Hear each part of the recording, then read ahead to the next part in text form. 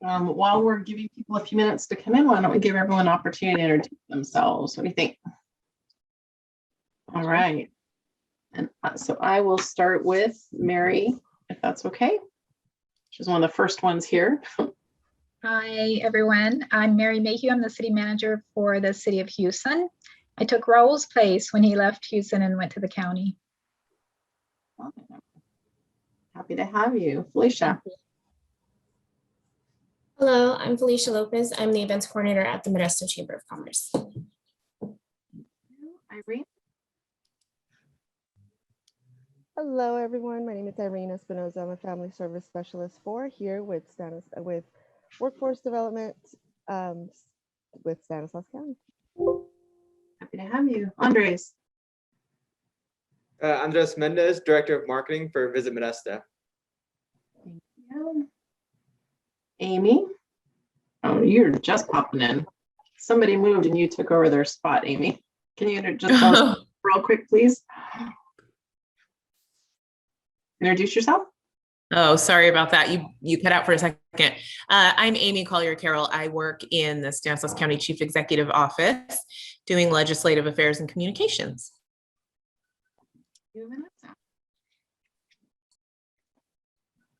Good morning, good afternoon, should I say. My name is Barbara Holman. I work with Stanislaus County Workforce Development as a lead worker. Thank you, Vanessa. Vanessa Emo. Thanks, Trish.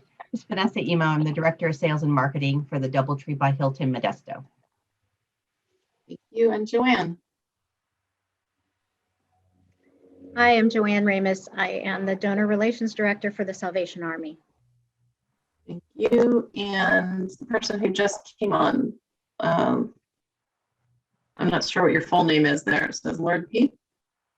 Oh, good morning or good afternoon. My name is Patricia Lord. I work for Stanislaus County. I'm a new management consultant in the Chief Executive Office. Thank you. Happy to have you. Thank you. I'm Trish Christensen, President and CEO of the Modesto Chamber of Commerce, and really happy to have all of you here with us today. You know, we've all gone through transition and fluidity, and I say last year's everyone's word was pivot, and this year I think it's just, are we there yet? Can we get going again? I know people have looked to different directions at home, at work, for how do we conquer something that is happening in front of us or needing to get figured out. Sometimes we look to others, and sometimes we found that leadership ability within ourselves and we made it happen. And so Kate's done an excellent job of saying, hey, let's bring some people that have done that to stand up and make a difference for our community, and invite them to share their stories and their process and their mindset around leadership through this time. So with that, Kate, I'd like to hand it off to you, and feel free. I'll get you guys pinned here, or Felicia, you could go ahead and pin the three of them now, please. Excellent. Thanks, Trish. Having your audio is a little bit choppy, just FYI. I think some of that was hard to translate. But I definitely got the gist, and I'm very excited to be here with all of you again, just to have a chat. I assume we'll probably have a few more people who I think we're planning to join us who will pop in. But as for those of you who've been here before, this is very casual. I'm going to just start by declaring we'd love for you guys to be asking questions. Feel free to use the chat function to either ask questions. You can send them directly to me. You can just send them to the whole group. But we'd like for this to be interactive. In a second, I'm going to invite our guests, Todd Aronson and Raul Mendez, to introduce themselves and maybe give us sort of the top 3 things they want us to know about them before I start peppering them with questions. But the intention today is for us to talk about tourism for our region and our city, but through a lens of leadership and what leadership looks like in this sector and in the work that they are doing both individually and together. I will also say that I've decided at the very last minute to ask Raul and Todd to plan an outing for all of us, to give us their best recommendations for a day in the county, so you can get your pen and paper ready. And at the end of this, your life will be changed, I think, with an almond butter milkshake that I didn't know anything about. Awesome. Okay. So Todd and Raul, can I have you guys just say hi and introduce yourselves? Todd, would you mind starting us off? Sure. Todd Aronson, CEO of Visit Modesto. Not originally from here. My wife's family goes back over 120 years, and the ranch they founded is still operating. But I got to tell you, I'm a Modesto Regionals fanboy. I like that. Modesto Regional fanboy. How long have you been here? Living here now about 16 years. I've been coming to Modesto for almost 30 years. Excellent. Would you tell us just a couple sentences about Visit Modesto? So Visit Modesto is the tourism arm for the city of Modesto. We are funded by both occupancy tax funds that go to the general fund to the city. So the city funds us. And then we also have what's called a tourism marketing district, which was organized by the hotels in Modesto and received funding also through that source.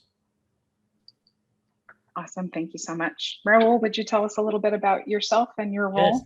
Yes, of course. Good afternoon. Good afternoon, everyone. Raul Mendez, Assistant Executive Officer with Stanislaus County. Just privileged to be here before you, kind of talking about leadership and some of the things that we're doing. I was born and raised in Stanislaus County, born in Patterson, grew up in Riverbank, went to school mostly in Riverbank, grew up mostly in Riverbank, K through 12, went to the university there in Turlock for my undergraduate degree, left for a couple of years to go to the University of Michigan and then came back. And so that was kind of, my early life. I have been a public servant basically since the late 90s. Started with San Jose, transitioned back to obviously my home, Stanislaus County, spent 12 years with the county from 2001 to 2013, and then had an opportunity to become a city manager, something that really intrigued me with some of the work I did for the county. And so ended up going to the city of Houston back in 2013, where I spent 7 great years. And then there was an opportunity to come back to Stanislaus County. Most of you know Keith Boggs, so I succeeded Keith Boggs in his role here at the county, and now I'm a member of Jody Hayes' leadership team. So really excited about being back with the county and being able to work with you all as we go forward. So that's me in a nutshell. That's excellent. I feel like we need a name for those of us who born and raised in the area and then left and chose to come back, like the comeback kids, but that's already been taken. So I am also born and raised here, left and decided to come back and have been here ever since. So I'm delighted that you guys are here, and I haven't done this yet, but I'm Kate Trumpet. I'm a local leadership coach, does a lot of work with public organizations, governments, and nonprofits. And one of the things that's been really important to me is that, when we think about leadership, we often think about it in a very traditional way, that it's about positional authority, people being at the tops of their organizations. And of course, in this case, we do have 2 guests who are at the top of their organizations. And one of the things that we've wanted to talk about in this series is that leadership is really about a way of being and a way of working and a way of showing up, sort of regardless of that positional authority. So trying to weave in, talking with folks who are in roles like Todd and Raul and others in this room, and also invite them to both talk about their jobs, but also in this case, we'll talk a little bit about what it means for you to be working together, what it means to be relational, what it means to get that we're in this together, even though we work for sort of different geographical areas that are connected but distinct from one another, and so on. So let's dive in. Can we just start by very generally asking both of you to define the way you think about leadership? Like, what does leadership mean or look like for you? And Raul, if you don't mind, I'd love to start with you. Yeah, not at all. Great question, and obviously a very difficult one to answer. I think here as of late, I've been more focused on the characteristics of a leader than an actual definition of leadership. So one of the first questions I asked members of my team here at the county was one word that describes a good leader in your book. I obviously had an opportunity to work with quite a few CEOs in my time previously with the county, dating back to Reagan Wilson, Patty Hill Thomas, Rick Robinson. I think when I left, Monica Nina was our CEO. Had to work with Stan Rice, and now with Jody Hayes. So with all of those individuals, there's probably one word that best describes them in my mind, whether it's just charismatic, whether it's compassionate, whether it's passion, passion for what they do. And so for me, I'm not so much focused on the one definition, but the qualities that I see make up a good leader in my book. And what I've tried to do is kind of replicate myself along those lines and really focus on just those characteristics. So I think for me, that's how I would define a leader is, think about the individuals that you've crossed path with in your journey and what has really been the good qualities of those individuals. There's no one perfect person that, in my mind, is a great leader, but there's certainly great qualities that good leaders have. And that's really how I've kind of based that, the way I think about leadership just generally. That's great. Thanks. Todd, what would you say or add? Yeah, I think my perception, my definition of leadership is influenced by my career being on the corporate side, the startup side. So for me, I define a leader as someone who has the ability to make hard choices regardless of the consequences. We all make mistakes. It's just being sure that we can learn from them. It's not a popularity contest. That's really important to me. And when I teach others that leadership is not about being popular. It's about making the decision, do you want to be right or do you want to do the right thing? For me, it's what I call looking beyond the horizon to try to find the curve of the earth. And I know on the corporate side, and I believe that our responsibility is to prepare the organization or the team for future growth. And sometimes that's opportunity. Actually, sometimes it's catastrophe. We need to look forward and see that. So a great leader to me builds a team to do the work so the leader can actually lead. Yeah, I love that. And I love it when I ask that question and it really aligns with some of the thoughts that I have around leadership, because again, like nobody said, it means you're the boss. It means you know everything. It's really about a set of characteristics, being, compassionate, charismatic, having a vision, investing in other people. And that doesn't necessarily require positional authority, right? Although certainly if you have it, we'd hope that you'd show up in those ways. It has to be a buck stops here mentality, and you have to live with that choice. The CEO of Colonial Pipeline said paying that $4.5 million was the hardest choice he made in 37 years. Yeah.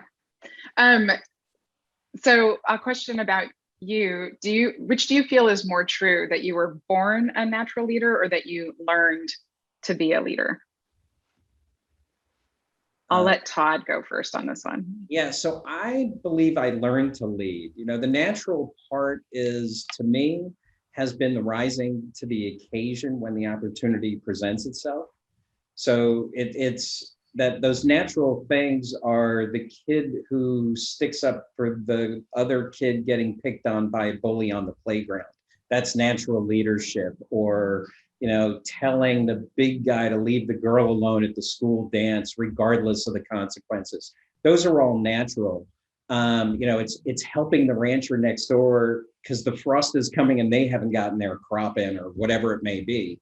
It's that journey that is experiential. The natural part is rising to those occasions that give you leadership, learning experiences. Cool. Raul, what would you say? I would agree. I would tend to also, say that you learn to be a leader. The only thing I maybe would add to what Todd mentioned was you're influenced by obviously, your parents or those individuals early in your life that, obviously you look up to. For me, it was mom and dad and my 4 older brothers. So for me, I think I started learning how to become a leader by seeing what they were doing, seeing how they conducted themselves, and trying to kind of model myself after them. I always say this, I credit, my parents as, the key to all of our success. And it was through their hard work ethic, and just, day in, day out, what we saw every day growing up as a kid. So I don't know that it's, you're not born as a natural leader, but I think you're definitely shaped and molded by those individuals that you obviously interact with as you're growing up. So Yeah, follow-up question to that, and I'll just remind folks too in the audience, in our Zoom room, that you guys can ask questions too. In terms of in regards to learning about leadership, could each of you, and Raul, I'll have you go first, maybe just talk for a minute about what you've done to sort of tend to your own leadership development, the kinds of things that you take on or want to experience or try to experience yourself to grow? Yeah, I mean, gosh, great question. Yeah, certainly there's the academic, work that's been done, whether it's education, whether it's when you're in a professional setting, you have the opportunity to attend, conferences, interact with individuals. To me, it's all about just spending time with folks, and listening and trying to absorb, what they're saying. It can be, you can probably learn as much from a colleague, somebody that's maybe your counterpart, than you can from somebody that maybe has a higher leadership role than you do. So for me, it's kind of the whole body of work. Certainly there's an academic portion of it where you try to involve yourself and put yourself in a place where you can interact, network with other individuals that are in top leadership positions, but it's also the day-to-day. I can have a conversation with a member of my staff and go away from that conversation and say, oh my gosh, wow, I never thought of it that way. And to me, that's how you kind of shape yourself as a leader. It's like some of the characteristics you were talking about, it's what I also just heard you say was being empathetic, being a good listener, being willing to be influenced by other people. That you assume there are things you don't know that other people can offer you, that those are leadership characteristics too. That's great. Todd, how have you tended to your own leadership development? It's funny, while I was thinking about this event, I realized that parenting has taught me a ton about leadership. And it's also taught me how to read people as a result. So you can see when you disappoint your children, or you're overbearing, or you're whatever. We're all kids of somebody or have kids. I think that experience has made me a better leader because I can read the impact of my words and actions on the team I work with, to help improve whatever those listening skills, communication skills, et cetera, are. I was also really, really lucky to work in the corporations that I worked in the hospitality industry as a young man, where there was a lot of money for a lot of training. So whether it was when I was with Fairmont or Rosewood Hotels, corporate was doing trainings for all managers on a regular basis. And when I joined Ritz-Carlton in the early days of Ritz-Carlton, they were all over training. I bet I had a training every month, if not sometimes a week a month, and they would send us out to trainings even. So, that learning experience combined with paying attention to your interactions with people or your kids. Yeah. There's also I think part of what I'm hearing you say is the role of feedback, right? Just observing the impact that you have, and taking that in as feedback. And for those who are with us in the Zoom room, if any of you have stuff that you're doing to tend to your own leadership development that you want to throw in the chat, I think that could be cool, like a book you're reading or a class you've taken, or a really great coach you've worked with. Feel free to do that. Okay, so let's talk about tourism. So you both have giant roles in tourism, the industry of tourism for our region. I'd like to hear a little bit about what leadership in tourism looks like from your perspective and why it matters. So Todd, let's start with you, and then you guys can feel free to go back and forth. Yeah, so Visit Modesto is an independent 501c6. So when I talked about our funding before, we actually have a contract with the city. We also have a contract with the hotels. So we serve multiple masters with the same vision in mind. So, but that means we serve the needs of 20 hotels, 400 restaurants, city leadership, theaters, event spaces. Hospitality is You know, in the county, it's a $500 million business and 6,000 jobs, and they look to us for leadership. So we had to define during the relaunch very clearly to the community that our role is marketing Modesto and the region, period. We don't market local events. We're not here to get locals to go to local things. That is a happenstance of what we do. And it doesn't mean we don't participate, but our mission strictly is bringing visitors in. And then how we communicate that through the process of growing with our partners. So we have many masters. We have to have a clear focus on what our role is in the community for tourism leadership. And we have to pay a lot of attention to the market trends. We have to be aware of what's going on in international tourism, local tourism, sports, recreation, but we have, I had a boss, this guy, Ken Pilgrim, and he said to me, Todd, there's black and white and gray, never operate in gray. So for me, tourism leadership is sticking in what is black or white. We stay in our lane. That doesn't mean we don't get involved with other programs, but we make sure we stick to the tourism program and anything that generates eyes onto Modesto and the region. That's great. I mean, like what I heard too is when you talked about serving many masters, that there's a lot of work in aligning, right? Making sure that we're all heading in the same direction. And so that, yeah, that feels like an important leadership quality too. Well, Raul, go ahead. But quickly on that, everyone needs to feel that their needs are being met. So those many masters all have to feel good all the time. Like, oh my gosh, you know, leadership's tough, but in tourism, you have to do, like for us, it's define what you're going to do and do it. Yeah.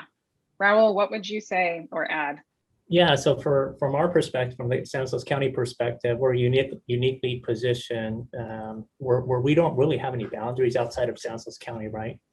So as I'm approaching this, leadership role with the county, it's about being inclusive. It's about aligning, but aligning with everybody, every sector along the, so that we're all kind of working towards the same end goal for the Stanislaus County community. And I think the county, because of the way we're just, we're able to maybe connect the various sectors, the various partners together. I think one of the reasons I'm back with the county is because I think that's an area that I've had some success in, just being able to work and collaborate with individuals. In Houston, Mary knows this, it's a very controlled environment. But you go there and you're able to connect with everybody very quickly. So trying to do that on a countywide basis is kind of my focus. Had 7 years in Houston, and it didn't happen overnight, obviously, those connections, but with time and meeting with individuals, listening to folks, trying to understand their perspective, I think it's key. I think a lot of times there's maybe this sense that we need to be kind of taking the lead, and I don't really feel that that's our role. I think we need to be utilizing and working with the folks that are the experts in their respective areas and seeing how we can collaborate, and always providing that opportunity. There may be one sector or one partner that's maybe not ready for whatever reason, and that's okay, but never losing sight of the fact that they will have an opportunity as we go forward to come forward and engage. And that's kind of been my approach. I think Todd knows that's a conversation he and I have had time and time again. It's a kind of a different time now, I guess, as we go forward. And what better time than the present, coming out of a pandemic, hopefully looking to reopen our community in a way that's really positive. This last year has shown us that we can come together, we can lean on each other. And I think that's kind of what I'm going to be focused on going forward is, meeting with folks and seeing how we can collaborate. But yeah, you touched on it, Kate, it's about alignment for me, and it's about collaboration as we go forward. And I know the county is maybe best positioned to assist with that, and not that we have to be leading the effort, but certainly we can be bringing people together.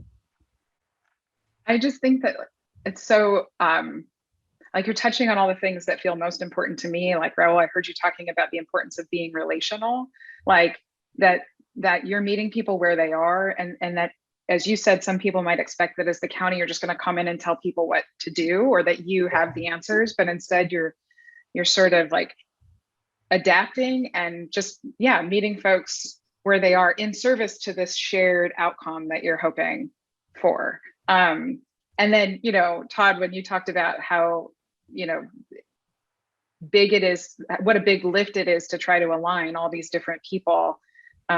Ultimately, that alignment makes our work easier, right? Because once we can all sort of, we may have different interests, but if all those interests can be met by heading in the same direction, that makes our job as leaders easier. And that's the key is, you know, I think the hardest part for us in the first 12 months was having all those partners aligned to understanding that this is what we do. It's right here. It's not that, we're here. Yeah. Yeah. So the other thing that we've touched on a little bit that I want to talk about more explicitly is I think that in traditional or sort of our historical way of leading, one might think that like, well, the county's jurisdiction is this, and they're responsible for tourism in Stanislaus County. We're like, Modesto is its own thing, and lots of leaders would just work on their own, making their own work happen without the desire or even the skill set to try to work together. And you know, because it sounds to me like the two of you are aligned, and that you get that, you know, Modesto shouldn't be responsible for tourism in Modesto by themselves. In the same way, Stanislaus County as an entity shouldn't be solely responsible for tourism on behalf of the entire county. So what has it been like for the two of you to work together? Yeah, like what have you learned? What's been easy? What's been hard? Whatever you want to say about it. And Raul, let's start with you if that's okay. Yeah, I think what's been easy is kind of this willingness to just, you know, have conversation, right? You know, bounce ideas off each other, you know, pick up the phone or get on a Zoom call and just talk about what's going on in our respective areas. What's been challenging has been kind of this format, the virtual format, and being focused on the from the county's perspective, the public health emergency response, right? Because that's been our priority as an organization for the last year. And so, but I think we have been able to take advantage of our relationships to do some good work, whether it's, you know, a small business grant program or the RAD card, or some of the work that we've been doing on the marketing front with tourism, and trying to develop kind of a brand for our county community to be able to be, you know, positioned to, you know, kind of take it to the next level. I think it's just that's the one thing that's been really comfortable is, you know, being able to meet Todd for the very first time and just having a very open conversation and continuing that forward as we are able to, because it hasn't been like every week, but it's been like, you know, as we're able to, you know, reach out and connect. So, but the hard part has been, you know, obviously we've been focused on the public health emergency for obvious reasons, but now that things are hopefully continuing to, you know, optimistically trend in a very positive way, I'm very much looking forward to some of the work that's ahead of us as a community. So, Todd, what would you say about working together? Raul's team is great to work with, and Amy and I have spent a lot of time together, and we just had an excellent meeting looking again down the road a few weeks ago that I'm really excited about some of the programs we put together. We need the county, we need the Central Valley, we need the state of California, we need the country. So we work with US Travel, we work with Visit California. We're part of the Central Valley Tourism Association, which is 10 cities up and down the valley aligned together to market the valley. And we work with the county. But again, where the hard part, quote unquote, comes in is our, I don't mean masters in the term of they dictate to us what to do, but our funding sources are from occupancy in Modesto. So where I don't think it's a negative challenge, but the genuine, where we have to draw the line all the time is anything that impacts occupancy going away from Modesto is where we have to draw the line. Our guests in Modesto benefit from every amenity in the county and the region, which is awesome because we have an awesome region. But our focus has to be on occupancy in the city. So yeah, if that's a tough part, that's a little teeny tiny part that's tough. So I feel like you're talking about some complexity. And one of the things that I wanted to talk about a little bit was this past year and a half or so, which we all know has been extraordinarily disruptive and complex. So I am wondering if each of you could talk a little bit about what this last year's been like. You know, I can't imagine in those beginning months when your role is to try to get people to come here and to go out and to do things and to connect with community when they're being told they can't. What was that like, and how did you move through it? Todd, do you want to start us off? Yeah, so it's cool to have Vanessa on the call with us, because I remember speaking to Vanessa the first week of February in 2020, because for us in our industry, the writing was on the wall immediately. And for those of you who don't know a lot about hospitality, hospitality is typically the first sector where you will see a ripple beginning in the economy. Because when people stop traveling and going to restaurants, or they stop getting on planes, those are little indicators that something's happening. And I remember talking to Vanessa about what was going on in China as our government was beginning to talk about it in the media, but we could see the impact in occupancy starting to happen literally worldwide. So we took an immediate look with our partners, but also with our team and our board on, okay, we got to start to buckle down. So in February, we were already having meetings with the city of Modesto, our partners over there, the last week of February. We were talking about reforecasting. And before the governor's edict came in at the end of March, we were already planning on how to manage our employees, how to make our work from home policies work, who was going to be whole if they went on furlough with the act that was being proposed in Congress. So, you know, there's a people first moment, I think, as a leader, that is literally your core responsibility, people first.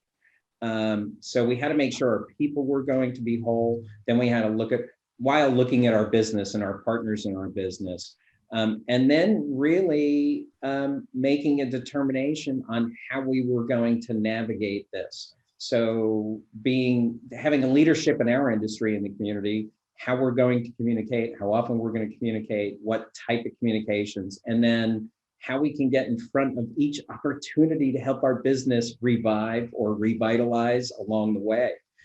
We had Caroline Bateta, who's the CEO of Visit California, speak to our partners here in Modesto, even in June, about what was happening and things like that. So we began very early because we're lucky enough, or sadly enough, to see the warning signs. We buckled down, we knew how to tighten the budget, tighten our belts, and then took a look at how do we save for after the pandemic so we can take advantage of the opportunities that will come later. And we still have some cash and reserves left to do that. And there are 150 different things we did along the way. And thank you, Andres, because you were awesome. What about for you, Raul? I know you have lots of responsibilities at the county, so I'm certain there wasn't any shortage of work for you to turn to, but what'd you experience? This last year was an interesting experience for me. I always go back to, St. Patrick's Day 2020, right? So March 17th was the day that I think everything was happening, at least in Houston. That's when we identified that, okay, this is big. I remember declaring a local emergency as a city manager in Houston. I remember going to the city council, having them ratify, and then that basically started kind of this, months and months of work going forward. How do we make sure that we're getting the right information and be able to share with our community? In the community, it's not only the residents of Houston, but also, the businesses and the nonprofit sector and anybody that lives in Houston and everybody that works in Houston. And then come June, I transitioned to Stanislaus County. And so in this new leadership role, there was already a lot of work that was being done by the county team in this area. So for me, it was kind of a neat transition because I felt like I brought a fresh perspective to what was a crazy situation here in the county. And I kind of really felt that my role was to kind of have that, just optimistic, positive demeanor from day one. And I think I was able to accomplish that, even though there was a lot of, I don't want to use the word chaos, there was just a lot of anxiety. in the office because folks were going month after month after month. What I saw happen, when I arrived here, and it started happening when I was in Houston, there was greater communication between the county and the 9 cities. There was greater communication between government and all the sectors. And then there was this leaning that occurred as there was an opportunity to lean on our partners, whether it was at the county or the city level. You saw a lot of our business community come forward, our nonprofit community come forward, our other partners. And so I think being in the trenches with our community partners, I think is going to serve us well as we go forward, because I think the relationships are stronger. We've proven to ourselves that we can work together in ways that are maybe different from the ways that we've worked in the past. But I think that's something that we can certainly build from. So for me, it's been kind of like a whirlwind. And come next week, I think I would accomplish my first year back with the county. It was comfortable for me because a lot of the folks that work here and were in leadership positions I had worked with before. And then just trying to meet some of the new individuals that were in leadership roles, like Todd and like Josh Bridegroom at Downtown Modesto Partnership, and some of the other individuals that I hadn't had an opportunity to work with very closely. As much as I was able to, I tried to kind of make the connection with those. So for me, it was good. It was again, it was challenging, but I think it kind of demonstrated the strength of this community and every sector. And Kate, let me, if you don't mind a moment. Our county and our city had probably one of the best success stories in our industry through the pandemic. We had the highest occupancies in the country in our hotels. Our tax revenue dipped slightly, not precipitously. Tens of thousands of hotels closed. Half the restaurants in the United States supposedly closed or never came back. We didn't have that happen here. There were a lot of home runs along the way, and it was working with the hospitality community on how to get through that, because it was ugly, but we were less ugly than many others. And I applaud all the partners in the hospitality community for getting through it that way. It could have been so much worse. And as bad as it was, everyone persevered and provided incredible service to the guests that were here. We have a vital economy that is around, essential businesses. So, we're the comeback kids. And I think it's setting us up for unbelievable future success for this region that we've never experienced here before. The opportunity coming out of it that we learned in it is really where the excitement is coming up. There really hasn't, certainly not in my lifetime, been another moment where I think our connectedness has been illustrated more explicitly for us than in COVID, right? And how grateful I am as a community member that many of those relationships already existed, or that we had leaders who were interested in building those relationships as a way to attempt to effectively respond to the moment, right? Because COVID was the thing that, I think in many instances helped us to see, oh wait, none of us can get out of this by ourselves. We absolutely need one another, and we have to align and be in relation. And I don't mean be friends. I mean, stay at the table when stuff gets messy and hard. It feels like there's so many moments we could point to where we did that well, where we could have done it better, but it's been a great lesson for many people, I think. Yeah, and Raul and I have talked about, literally, we have to look towards the next part of the future in the middle of the pandemic. Mm-hmm. We had to keep looking. Imagine if you were a mask making company. You weren't sitting there saying, oh, this is great. You had to be sitting there saying, what happens when this is over? What are you going to do with those people in that machinery? So, it's been great to work with the county and all our partners, looking at the future. So I'm going to pause to remind folks in the room that if you want to ask questions, just throw them in the chat, because I'm not going to necessarily open up the space at the end for questions. So if you have them, feel free to put them in there. I have one more question sort of about this, how we emerge, what's next. And then we have a couple of our fun sort of lightning round, and also you planning our day for us things before we'll say goodbye. But so yeah, you've talked about how you've already started thinking about what is next. And as this community begins to, and the state begins to open, I'm just wondering, like, what's the role of your individual institutions, of you as leaders? Like, what should we be looking for, and what are you anticipating? Raul, why don't you start us off? We'll go county. Yeah, city. certainly. I think for the county, what's next is, as you all know, the county and the cities are receiving some stimulus funds, American Rescue Plan Act funds. And so we're certainly trying to kind of develop a strategy for how we intend to use those funds to really stimulate the economy, right, in the area of economic development. I know last month we took kind of a concepts to the Board of Supervisors, and they essentially approved us to bring back proposals for investment. And I think the one immediate thing that we would do as a county was try to bring, again, folks together and have conversations, develop a strategy for how we'll continue to kind of operate and come out of this together. And so that's something that's planned. We're working with the Stanislaus Community Foundation. We're going to engage every sector and really have this, conversation about, not only looking at what happened, but, what's ahead of us as opportunity. And so that for us will be the first step in terms of, tourism, in terms of economic development. It's bringing us all together. We haven't had an opportunity. We've kind of been able to meet at times, depending on what's in front of us, but we haven't all had an opportunity to come together collectively and just have a conversation. I think that's where our next focus is going to be. The goal is to obviously develop a strategy for all of us to kind of work together. So that's great. I'll look forward to seeing that unfold. Todd, what about you guys? So for us, leadership in the region, that's role and the CEO's job there in the county. It's Mayors Wallen and City Manager Lopez. For us, we focus on the goal where we've been operating as a startup, so we're ready to pivot and adjust, whether it's weekly, daily, hourly. We have already planned programs all the way through July of 22 on what we will be doing.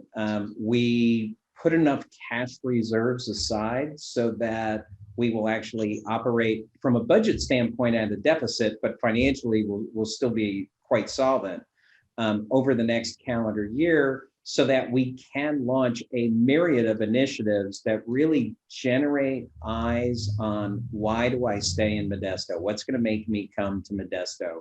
This is a unique travel market. They defined it back in, I think it was June or July in the industry. They called it revenge travel because of what happened after Wuhan opened in China, that the travel numbers just went off the hook in China.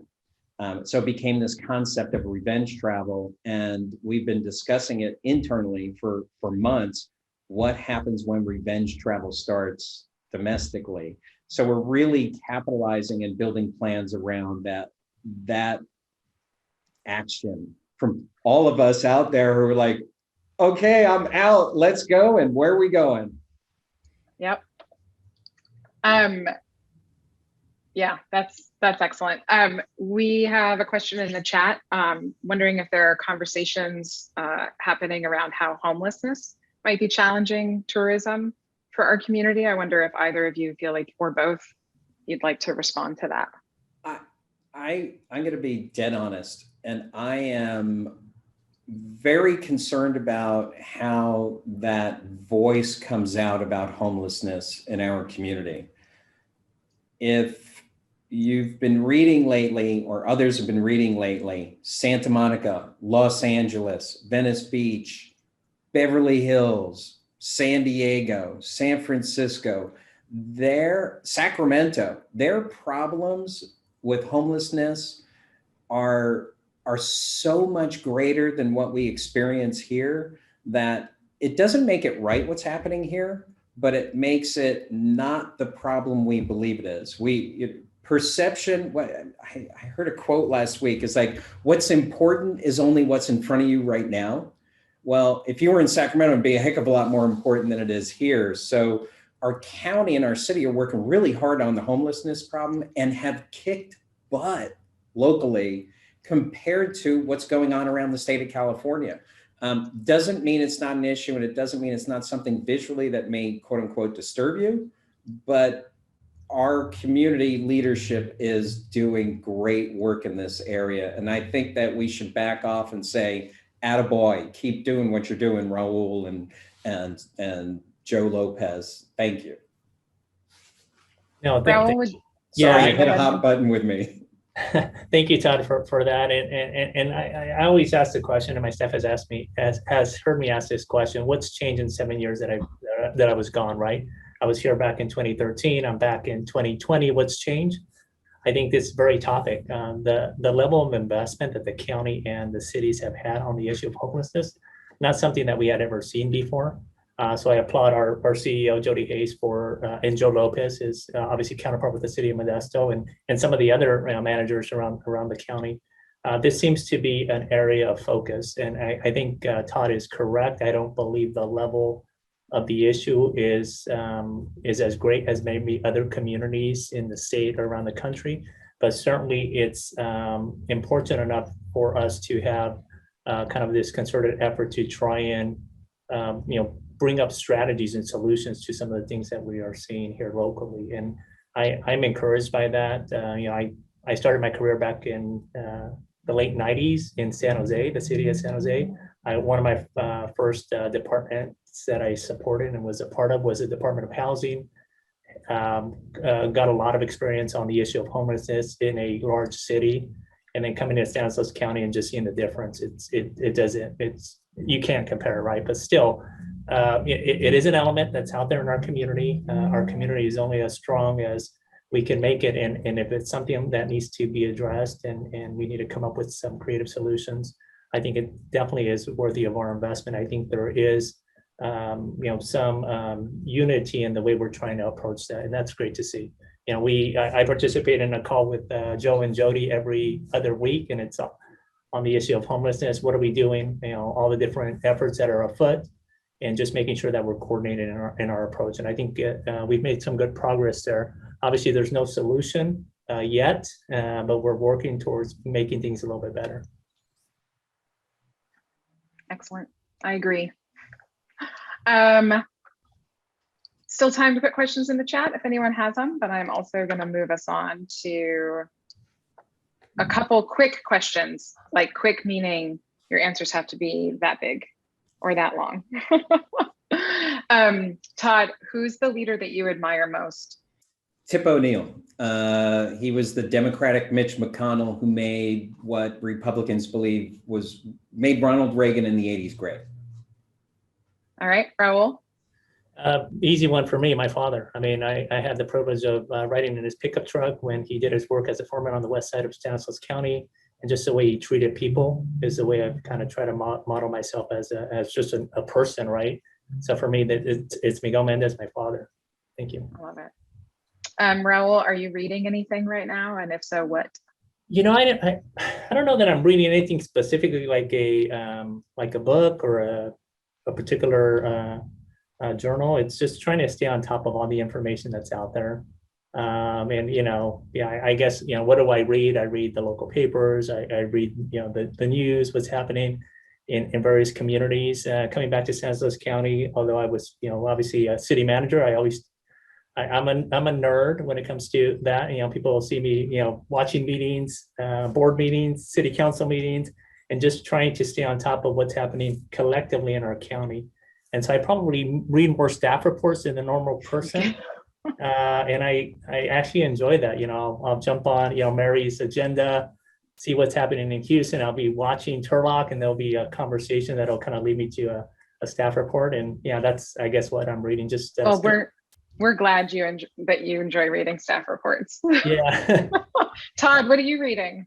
Fly Fishing for Leadership and The Tide Between Us, which is a story about Irish slavery in the Caribbean. I'm a voracious podcaster. This morning was Adam Grant and Malcolm Gladwell. So I'm probably like 10 podcasts a week, read a couple books and too many articles. All right.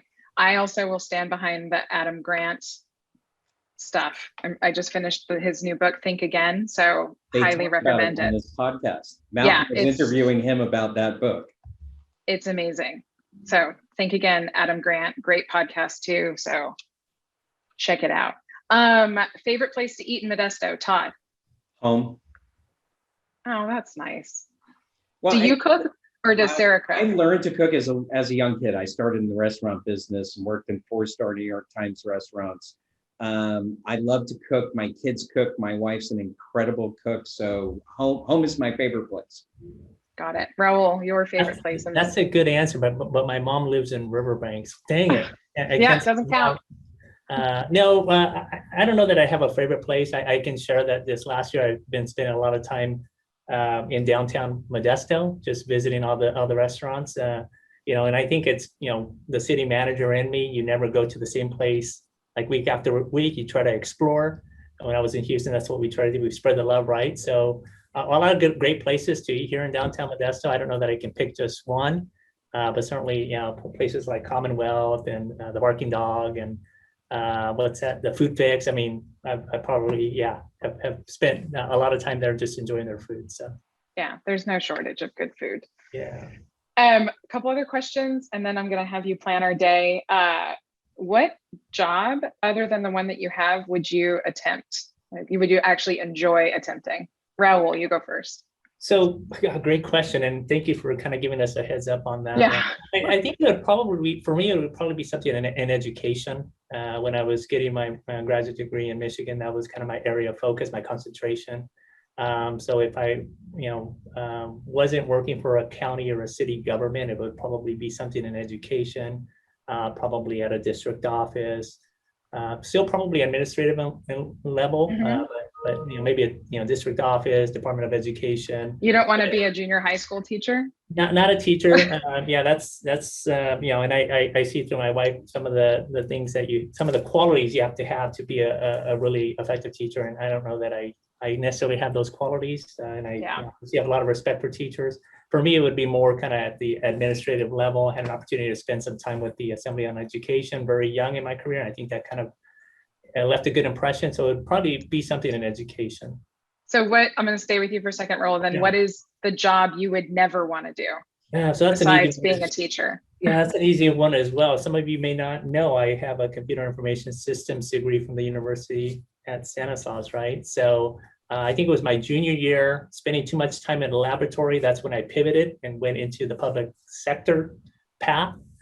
Spent a summer at Berkeley, and the rest is history. I think that's how I kind of pivoted to something not in the private sector, going something more public. So for me, it would be something that puts you in, in a computer room where you're either programming or managing a network. That's not for me, certainly. Got it. Yeah. All right. Todd, what's the job that you would do that's not the one that you have? Oh, I'd be writing, researching, writing. So it's like that perfect combination of learning, researching, and sharing. Like any particular topic area, or? I'm just interested in too many things that I couldn't just do one thing. Okay. I was a poli-sci major in college, so I have, and I worked for quite a few different public office people. I worked for Bernie Sanders. So it'd be hard to say. It'd be, everywhere from politics to fly fishing. I actually, helped write part of a book on fly fishing. So. All right. And then what's the job you would never, ever, ever want to do? Accounting, period. Drop dead. It ain't happening. Period. Never, The end. ever, never, ever, ever. That's amazing. Ever. Noted. So before I have you guys send us off by just telling us about the perfect day in Stanislaus County, I just want to point out that Vanessa had put in the chat a comment and a question about how Visit Modesto has really great social media presence, and then just asking if there is a way to coordinate your messages both across like local, city, and county social media platforms. So it looks like she's maybe a little idea about aligning the social media messaging that's coming out of some of our organizations. So I think that's a wonderful idea. I can tell you just from my experience, firsthand experience, that social media for a government agency is a really scary area. And I don't know how many times I've heard our, whether it's a city attorney or county council, just caution us about what's out there. But I think it's something that it's a tool that we need to utilize better as we go forward. And, doesn't take a rocket scientist to know that there are already a lot of great experts here locally that we can maybe work with. So yeah, and I couldn't agree with Vanessa more. I know that when we discuss this with the city of Modesto, just so everybody knows, to Raul's point, the firewalls in government are frightening.